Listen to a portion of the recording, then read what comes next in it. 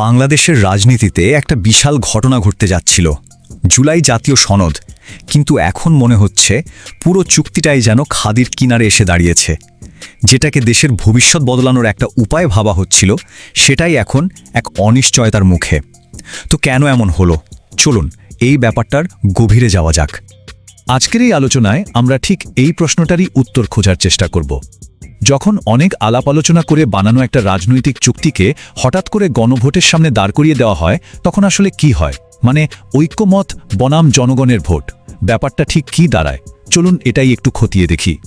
তো জুলাই সনদের মূল উদ্দেশ্যটা কিন্তু খুব সহজ ছিল, দেশের বড় বড় রাজনৈতিক দলগুলোকে এক টেবিলে বসানো আর সংবিধানের কিছু বড়সড় সংস্কার নিয়ে একটা মতৈক্যে পৌঁছানো। বলা যায় এটা ছিল এক ধরনের রাজনৈতিক শান্তি চুক্তি।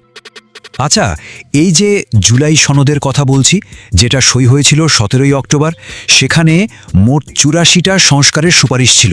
হ্যাঁ, 84টা, বিশাল একটা ব্যাপার, তাই না? কিন্তু আসল প্রশ্নটা হলো, এই 84টা পয়েন্টের সবগুলোতেই কি সবাই একমত হতে পেরেছিল? আর এখানেই কিন্তু আসল ব্যাপারটা লুকিয়ে আছে। এই যে চারটা দেখছেন, এটা থেকে পরিষ্কার বোঝা যায় মোট 84টা সুপারিশের মধ্যে মাত্র 26টাতে, হ্যাঁ মাত্র 26টাতে সব দল পুরোপুরি একমত হয়েছিল। আর বাকি 58টাতে ছিল নোট অফ ডিসেন্ট বা ভিন্ন মতের শর্ত। মানেটা কি দাঁড়ালো? সনদের বেশিরভাগ সিদ্ধান্তই আসলে সর্বসম্মত ছিল না। তো স্বাভাবিকভাবেই প্রশ্ন আসে, এই নোট অফ ডিসেন্ট জিনিসটা আসলে কি? সত্যি বলতে এটাই ছিল পুরো চুক্তিটা হওয়ার পেছনের আসল চাবিকাঠি। এটাকে অনেকটা সেফটি ভালভের মতো ভাবতে পারেন, যেটা রাজনৈতিক চাপটা কমিয়ে আনতে সাহায্য করেছিল। একদম সহজ করে বললে, নোট অফ ডিসেন্ট দলগুলোকে একটা দারুণ সুযোগ করে দিয়েছিল। সুযোগটা হলো, তারা চুক্তিতে সইও করতে পারবে, আবার যে যে পয়েন্টে তাদের আপত্তি আছে সেগুলোও লিখিতভাবে জানিয়ে রাখতে পারবে। এর ফলে কি হলো, একটা দুটো বিষয়ে অমিল থাকলেও পুরো আলোচনাটাই কিন্তু ভেসে যায়নি।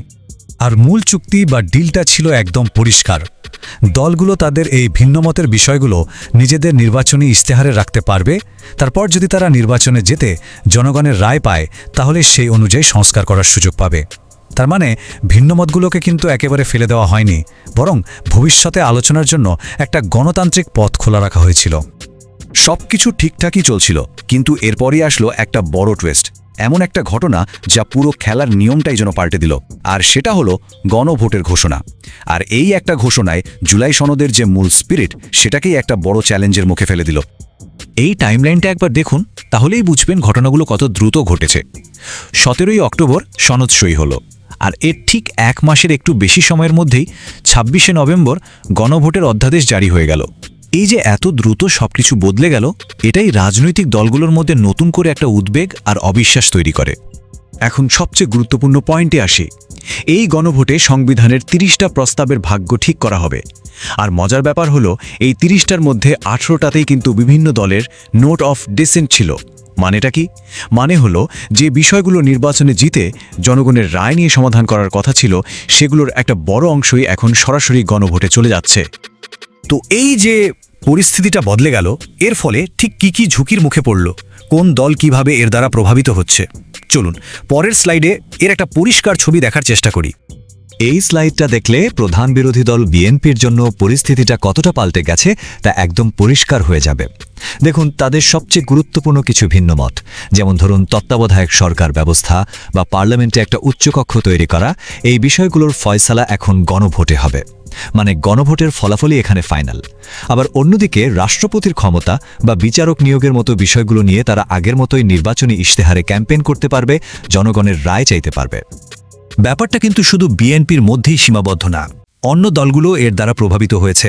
যেমন জামায়াতে ইসলামের একটা গুরুত্বপূর্ণ আপত্তি গণভোটে চলে গেছে, ফলে সেটার ভবিষ্যৎ এখন গণভোটের ওপরই নির্ভর করছে। আবার দেখুন, এনসিপির দুটো ভিন্ন মত ছিল, তার একটাও গণভোটে আসেনি। আর বাকি ছোট দলগুলোর আপত্তির কি হবে তা নিয়ে একটা অনিশ্চয়তা তৈরি হয়েছে। সব মিলিয়ে তাদের রাজনৈতিক কৌশলটা বেশ জটিল হয়ে উঠেছে। তো এই পুরো ঘটনাটা আমাদের একটা মৌলিক বিতর্কের সামনে এনে দাঁড় করিয়েছে। বিতর্কটা হলো, কোনটা বেশি গুরুত্বপূর্ণ? অনেক আলোচনার পর তৈরি হওয়া একটা রাজনৈতিক ঐক্যমত্য, নাকি জনগণের সরাসরি রায় মানে গণভোট? দুটো পক্ষেরই কিন্তু বেশ জোরালো যুক্তি আছে।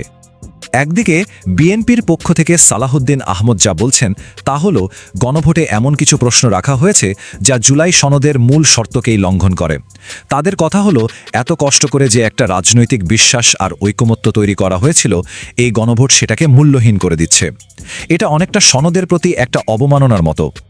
আবার অন্যদিকে সরকারের আইন উপদেষ্টা ডক্টর আসিফ নজরুলের যুক্তিটা দেখুন।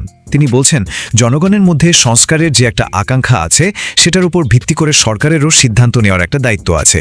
তার কথা থেকে যেটা বোঝা যায় সরকার ভাবছে যে রাজনৈতিক ঐকমত্যের চেয়েও জনগণের সংস্কারের দাবিটা এই মুহূর্তে বেশি জরুরি। তাই তারা এমন একটা পদক্ষেপ নিয়েছে যা জনগণের ইচ্ছাকেই প্রাধান্য দেয়।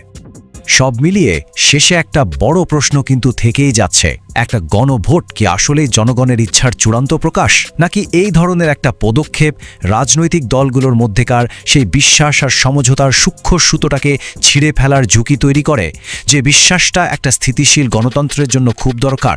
এই সিদ্ধান্তের দীর্ঘমেয়াদী প্রভাব কী হবে সেটা হয়তো সময়ই বলে দেবে।